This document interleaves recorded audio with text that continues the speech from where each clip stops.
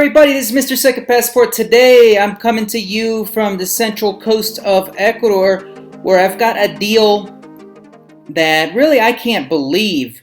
You know, being here for the better part of 7-8 years now here in Ecuador, and when I first visited over 10 years ago, I visited the development and the beach that we're going to talk about today, and today's deal is actually an even better price than what I found 10 years ago, if you can believe that. It is the COCO beach community right here on the outskirts of Hama in a little town called El Matal.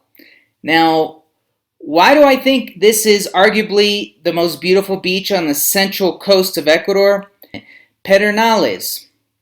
All right, there's not really any beachfront property to be had in the city of Pedernales, right? And down here on this stretch, you would think it has potential, but really there's not that much beachfront available on this stretch down from Pedernales on down to Hama itself. Now the Hama itself doesn't have any beachfront either, but this little town off to the south of Hama called El Matal that we're talking about today does, right? And we're about to see some nice views and pictures. Now, Canoa is beautiful, but always cloudy, and that's coming from someone, I don't like the sun. I've lived in the Dominican Republic in the Caribbean, and it's too sunny over there for me. The sun is just brutal sometimes. Every single day, just beating down on you on your fair skin. It can get taxing, but Canoa is for me, it's the other extreme. It's just too damn cloudy, right? Too damn overcast all the freaking time.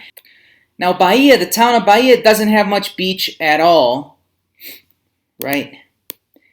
And then if we come down here to San Clemente, San Jacinto, San Clemente has a nice beach, and it's one of the sunnier beaches in Ecuador, but in high tide there is no beach, right? So, I mean, it has its definitely pros and cons there.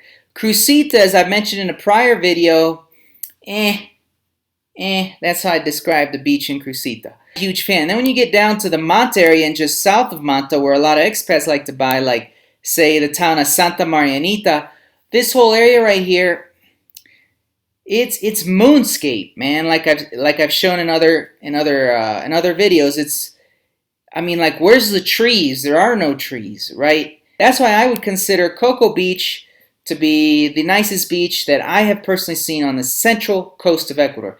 Okay, now the lot for sale right now, it's actually two lots, one right next to each other, completely beachfront, about 1,000 meters, like 967 square meters, with your own beach access, right? So beachfront.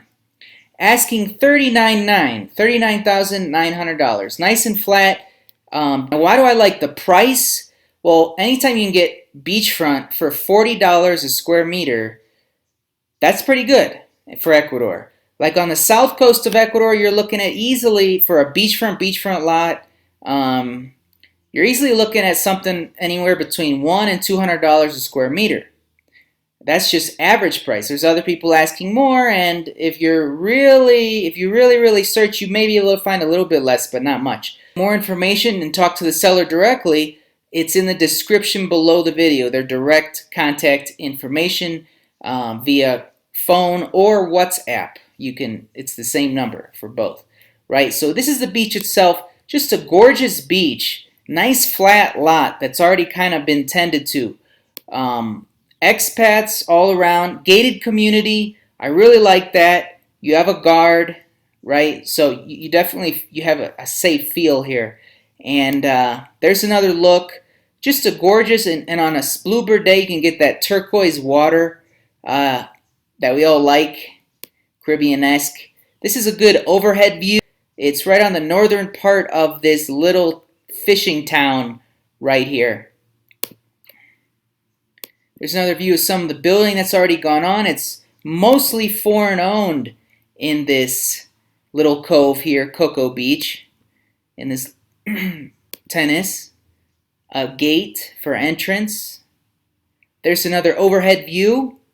There's some other lots in the back that are for sale as well, asking $35,000. Well, 10 years ago, when I first visited here, these lots were selling for, asking and selling for, and several of these sold for around $65,000 each. That's what I remember they were asking over 10 years ago. And here's the lots themselves. You can see here on the plan.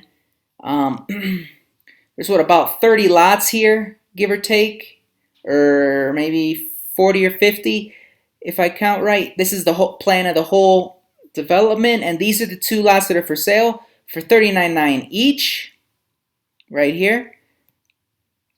Or you can maybe get them both, it seems, for even lower price.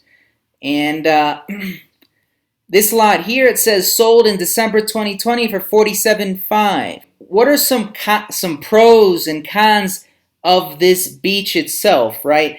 Obviously, the pro is when you visit, you're just gonna, it has a special feel to it. It's a beautiful, beautiful beach. And in my opinion, the nicest beach that Ecuador has to offer on the central coast. I'm talking Manta area up to Pedernales. That stretch right there. And it's a gated, right, guarded development, right? And the land's already kind of been pressed, kind of leveled off, you know, so it's definitely a big plus. And obviously the third big pro to this deal is the price, right? The cons, obviously this entry, you're going through kind of an impoverished fishing village to get here for just a few hundred meters. So obviously some people don't like that, you know, I'm just keeping it real. The road in from Hama to El Matal, not that nice, but it's gotten better with time for sure. And another con of this area, it's kind of far from any airport, right? Manta's maybe the closest airport, but Manta's a trek, right? Manta's a good, easy 2.5 hour trek, I think, from this area right here.